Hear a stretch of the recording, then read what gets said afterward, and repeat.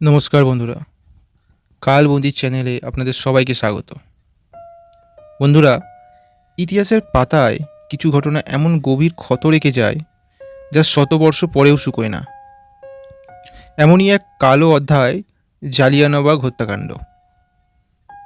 1919 সালের 13 এপ্রিল পরাধীন ভারতের বুকে ঘটেছিল এক নৃশংস হত্যাকাণ্ড যা আজও আমাদের বিবেককে নাড়িয়ে তোলে। প্রথম বিশ্বযুদ্ধ তখন সবে শেষ হয়েছে।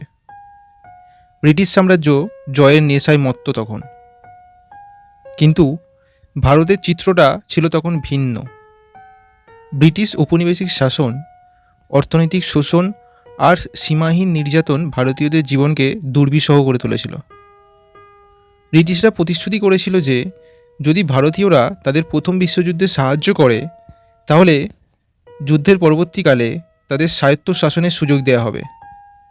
কিন্তু যুদ্ধ শেষে সেই প্রতিশ্রুতি ভঙ্গের ফলে জনগণের মধ্যে বাড়ছিল হতাশা আর ক্ষোভ।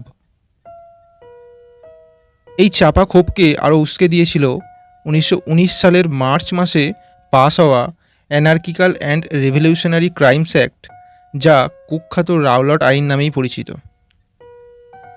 এই আইন ব্রিটিশ সরকারকে এমন ক্ষমতা দিয়েছিল যে তারা কোনো রকম বিচার ছাড়াই যে কোনো ব্যক্তিকে গ্রেপ্তার করে অনির্দিষ্টকালের জন্য আটকে রাখতে পারত। সংবাদপত্রের স্বাধীনতা হরণ করা হয়েছিল, শান্তিপূর্ণ সমাবেশ নিষিদ্ধ করা হয়েছিল। এটি ছিল ভারতীয়দের মৌলিক অধিকারের উপর এক নির্লজ্জ আক্রমণ। এই রাওলাট আইনের বিরুদ্ধে গর্জে উঠেছিলেন মহাত্মা গান্ধী। তিনি ডাক দিয়েছিলেন সত্যাগ্রহের। অহিংস অসহযোগ আন্দোলনের মাধ্যমে ব্রিটিশদের উপর চাপ সৃষ্টির সিদ্ধান্ত নেওয়া হলো। 1919 সালের 6 এপ্রিল দেশব্যাপী ধর্মঘট ও হরতালের ডাক দেওয়া হলো। এই আন্দোলন দ্রুতই গণ আন্দোলনে পরিবর্তন হলো এবং ব্রিটিশদের মনে ভয়ের সঞ্চার করল। বন্ধুরা, পাঞ্জাব ছিল রাওলাট আইনের বিরুদ্ধে প্রতিবাদের অন্যতম কেন্দ্রবিন্দু। অমৃতসর শহরে পরিস্থিতি খুব তাড়াতাড়ি উত্তপ্ত হয়ে উঠেছিল।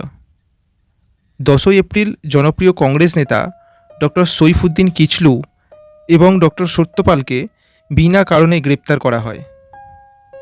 এই গ্রেপ্তারের খবরে জনতা ক্ষোভে ফেটে পড়ে। হাজার হাজার মানুষ একত্রিত হয়ে প্রতিবাদে নামে। পুলিশের সঙ্গে জনতার সংঘর্ষ হয়, যার ফলে কিছু ব্রিটিশ নাগরিকের মৃত্যু হয় এবং বেশ কিছু সরকারি ভবনে আগুন ধরিয়ে দেওয়া হয়।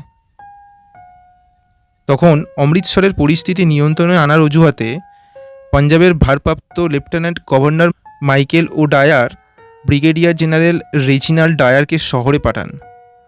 13 এপ্রিলের মধ্যেই জেনারেল ডায়ার অমৃতসরে সামরিক শাসন জারি করেন। তিনি যে কোনো ধরনের জনসমাবেশ বা সমাবেশের উপর নিষেধাজ্ঞা জারি করেন, যদিও এই নিষেধাজ্ঞার কথা অধিকাংশ মানুষের কাছে পৌঁছায়নি। বন্ধুরা, 13 এপ্রিল ছিল শিখদের নববর্ষ উৎসব বৈশাখী। এই দিনে পাঞ্জাব সহ ভারতের বিভিন্ন প্রান্ত থেকে হাজার হাজার মানুষ অমৃতসরে জড়ো হয়েছিল।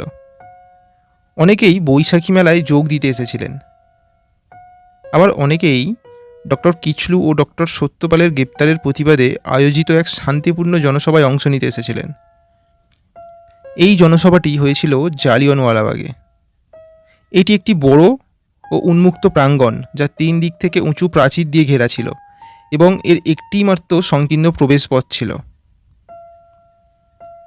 বিকেল 4:30টার দিকে জেনারেল ডায়ার তার 90 জন সশস্ত্র সৈন্য নিয়ে জালিয়ানওয়ালাবাগে প্রবেশ করেন। কোনো রকম পূর্ব সতর্কতা না দিয়েই তিনি সৈন্যদের নিরস্ত্র জনতার উপরে নির্বিচারে গুলি চালানোর নির্দেশ দেন।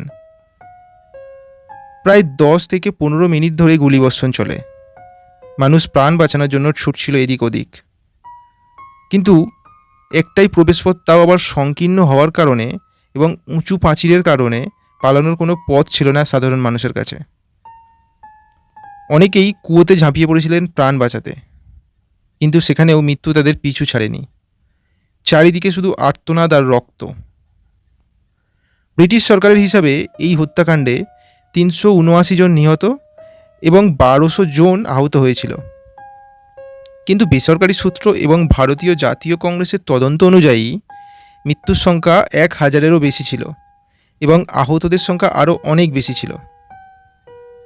এই নৃশংসতা ভারতের এক বিশাল ক্ষোভের জন্ম দেয়। ব্রিটিশ সরকার প্রথমে এই ঘটনাকে ধামাচাপা দেওয়ার চেষ্টা করে, কিন্তু আন্তর্জাতিক চাপ এবং ভারতের জনগণের তীব্র প্রতিবাদের মুখে তারা তদন্ত কমিটি গঠন করতে বাধ্য হয়। হত্যাকাণ্ডের পর ব্রিটিশ সরকার হান্টার কমিশন গঠন করেন। কমিশন জেনারেল ডায়ারকে দোষী সাব্যস্ত করে এবং তাকে বরখাস্ত করার সুপারিশ করে। তবে ব্রিটিশ সাম্রাজ্যের বহু রক্ষণশীল ব্যক্তি তাকে বীর আখ্যা দেয় এবং তাকে অর্থ সাহায্যও করা হয়। শেষ পর্যন্ত ডায়ারকে ব্রিটেনে ফিরিয়ে নেওয়া হয় এবং 1920 সালে তাকে ব্রিটিশ ভারতীয় সেনাবাহিনী থেকে অবসর নিতে বাধ্য করা হয়। এই রায় ভারতীয়দের ক্ষোভকে আরও বাড়িয়ে দেয়, কারণ তারা ডায়ারের জন্য আরও কঠোর শাস্তির দাবি করছিল। জালিয়ানওয়ালাবাগ হত্যাকাণ্ড রবীন্দ্রনাথ ঠাকুরকে গভীরভাবে মর্মাহত করে। তিনি ব্রিটিশ সরকারের এই পাশবিকতার প্রতিবাদে তার নাইট উপাধি ত্যাগ করেন। জালিয়ানওয়ালাবাগের হত্যাকাণ্ড ভারতীয় স্বাধীনতা আন্দোলনের এক নতুন মাত্রা যোগ করে। এই ঘটনা ব্রিটিশ শাসনের প্রতি ভারতীয়দের অবিশ্বাস ও ঘৃণা আরও বাড়িয়ে দেয়। গান্ধীজি অহিংস অসহযোগ আন্দোলনকে আরও শক্তিশালী করেন। সুভাষচন্দ্র বসু, ভগৎ সিং এবং অন্যান্য বিপ্লবীরা এই ঘটনা থেকে অনুপ্রেরণা পেয়েছিল। এটি ভারতীয়দের ঐক্যবদ্ধ করে এবং স্বাধীনতা সংগ্রামকে এক নতুন পথে নিয়ে যায়। বন্ধুরা, জালিয়ানওয়ালাবাগে শহীদদের স্মরণে একটি স্মৃতিসৌধ নির্মাণ করা হয়েছে। প্রতি বছর হাজার হাজার মানুষ এখানে এসে সেই কালো দিনের স্মৃতিচারণ করেন। এই স্থানটি কেবল একটি হত্যাকাণ্ড সাক্ষী নয়, এটি ভারতের স্বাধীনতার সংগ্রামের এক প্রতীক। এটি আমাদের মনে করিয়ে দেয় কিভাবে অগণিত মানুষের আত্মত্যাগের বিনিময়ে আমরা স্বাধীনতা অর্জন করেছি।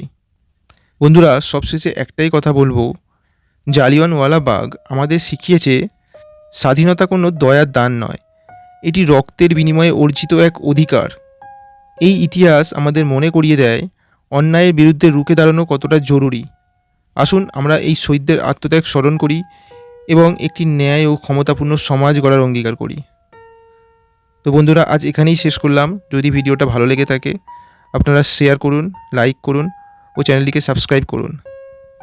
দেখা হবে অন্য এক নতুন ভিডিওতে। ততদিন ভালো থাকুন, সুস্থ থাকুন। ধন্যবাদ।